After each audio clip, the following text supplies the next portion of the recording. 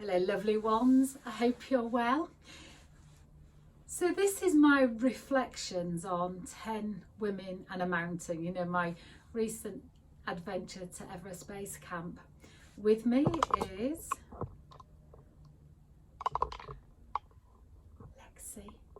We're in my summer house and yeah, well, what a trip. It's been 3 weeks and it's taken a little bit of consolidating as to what were my reflections.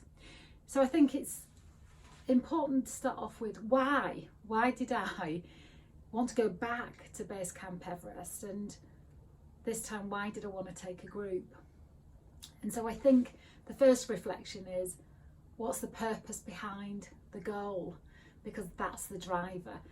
And my purpose was, we'd come out of another lockdown at the beginning of 21 and I moved back to York, and I knew I needed something exciting and a stretch that would require my attention for 2022, that would fuel my health, my well-being, my mojo, my need for connection and camaraderie. And so the goal, the Base Camp Everest goal, was to bring that life back into my life. And therefore, I wanted to do it for other women as well.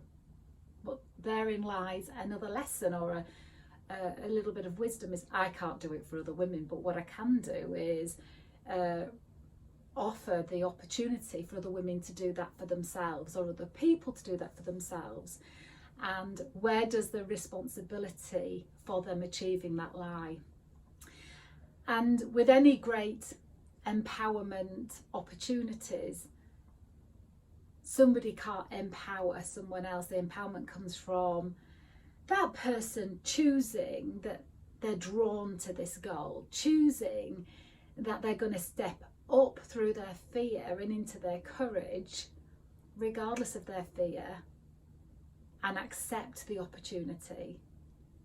And as well, in all of that is the execution of it. So empowerment, nobody gives somebody else the opportunity for them to be empowered. Sure, someone can offer that, but nobody empowers someone else, because otherwise it wouldn't be empowerment, would it? So I guess I've just bundled two into one there. One is to have a great motivation, a great reason why. And my reflection was that Everest and training for it gave my year, and therefore me, so much substance that I'm grateful for. Second is, nobody empowers someone else. Yeah, sure, they provide the opportunity, but then they step away and allow them to go through all their levels of discomfort, unease, unfamiliarity, excitement and growth. My other observation and clarity was how valuable and important it was when we were trekking to be totally focused in that moment, to be really present in that moment. Because I'm sure you're aware that when you're trekking, your assets are your feet, your ankles, your knees and your hips, you know, your joints. And we were experiencing unprecedented rain for that time of the year. Our fabulous leader, Diula, was saying, I've never seen rain like this at this time of the year before. And therefore, where you put your foot mattered, because if you slipped, then there was a chance you're going to hurt yourself, but even somebody else. If you slipped and knocked somebody else over, that would be terrible. And so your focus on where you put your foot with precision and with commitment really mattered. And I thought, oh, I've got all 18 days of walking.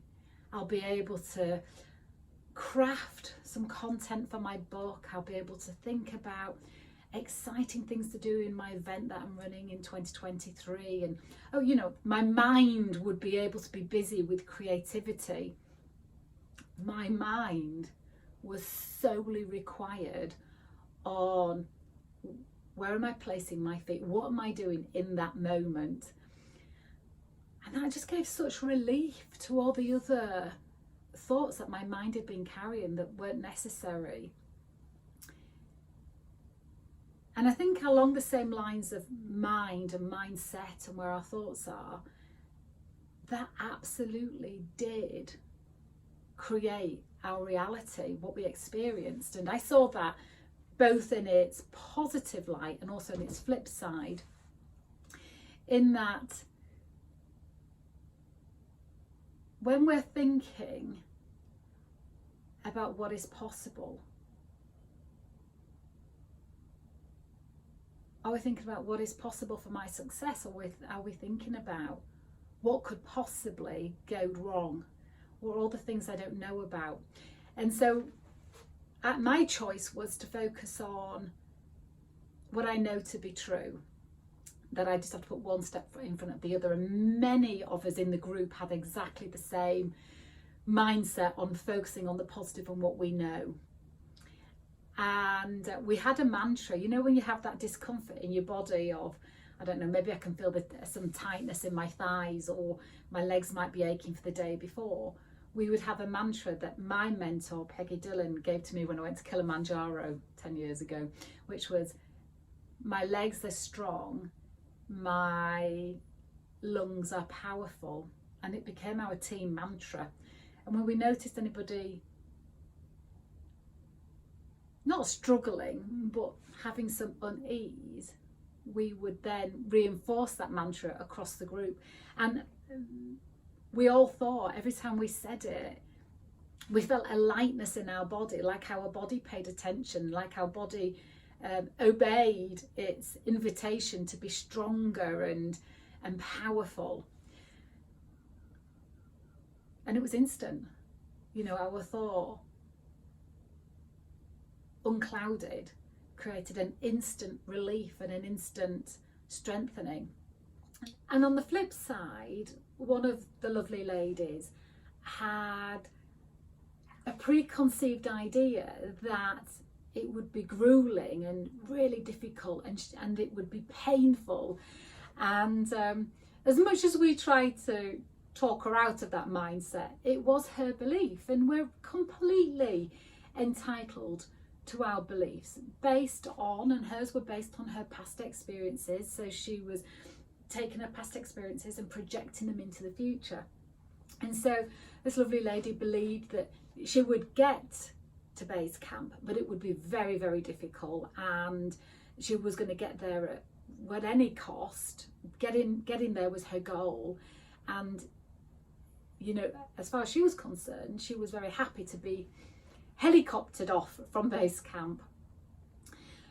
But sadly, along the way, her health was deteriorating, and she was doing her best, and it was difficult, and she did struggle with altitude sickness.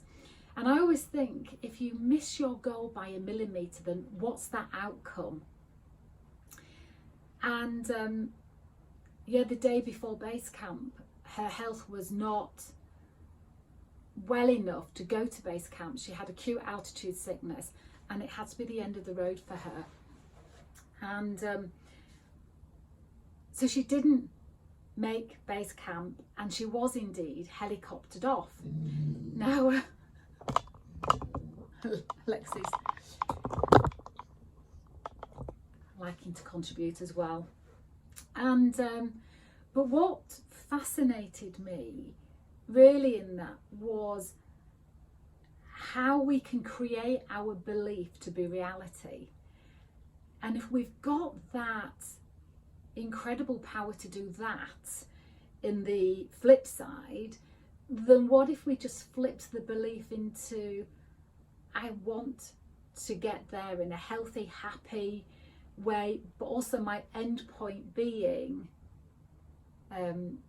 the flight home to Heathrow, rather than being base camp.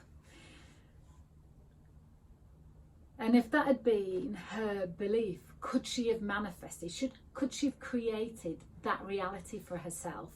And of course, I do think so. So it became really clear on what we think we create. And then my last point being, where's the end point? Some of us felt at the end point was getting to base camp, and some of us thought the end point was getting home in the UK and putting the kettle on. And depending on where you put that end point, depends on where the mind and the body support you up to. And there was a couple of us in the group that had the end point as base camp, and then everything after that felt like a slog. Felt really tough. And then there was others of us that had the end point as back at the hotel in Kathmandu, or the Lou Cliff Light, or the back home in York.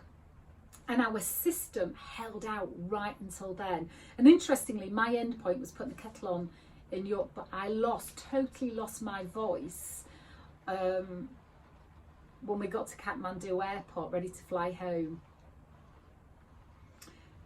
So in summary, it was an adventure of a lifetime. And on my way back, I'm obviously not summarising here, am I? I'm adding another point in Lisa style, but on my way back from finishing the trek, the last leg of the trek, I was thinking I'm not going to do any more altitude walking.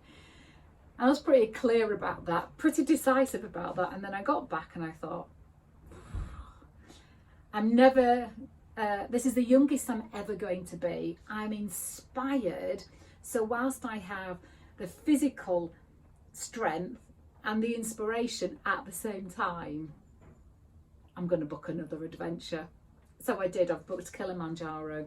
I can't wait for 2023. I'm looking forward to this winter's winter walking, so that I'm strong going into next year's training, because it's even higher. It's 19,500 feet. It's the highest walkable mountain in the world, and I'm excited about how much stronger I can be, and just the secondary gain you get as a result of booking the adventure.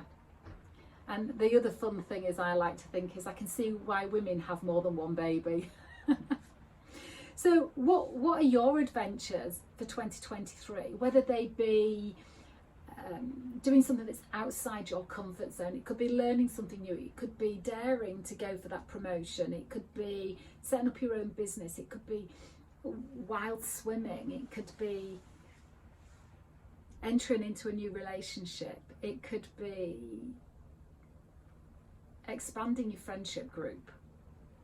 What is it for you? And I like to look at it from a physical, emotional, mental and spiritual. I like to look at what are my adventures in each of those different areas. So thank you for listening. I hope you made yourself a good cup of tea at the beginning of this film, and if I get any more revelations, I'll share them with you. But for now, I'm sending you lots of love.